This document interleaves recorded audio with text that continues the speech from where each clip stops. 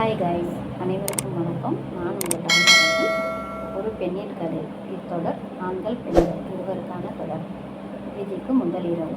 அந்த மூங்கில் தட்டில் தடுத்த ரூமிற்குள் பாய் போட்டு தலையணை போட்டு இருந்தனர். விஜயின் நாத்தனார் விஜயை கூட்டிக் கொண்டு போய் உள்ளே போய் தூங்குமா என்று சொல்லி ரூமிற்குள் அனுப்பிவிட்டு போனார்கள்.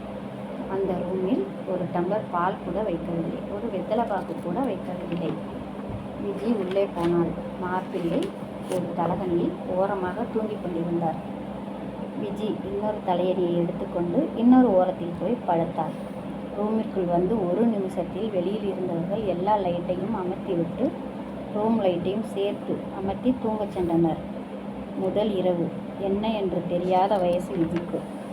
பக்கத்தில் தூங்கும் கணவர். அப்போது விஜிக்கு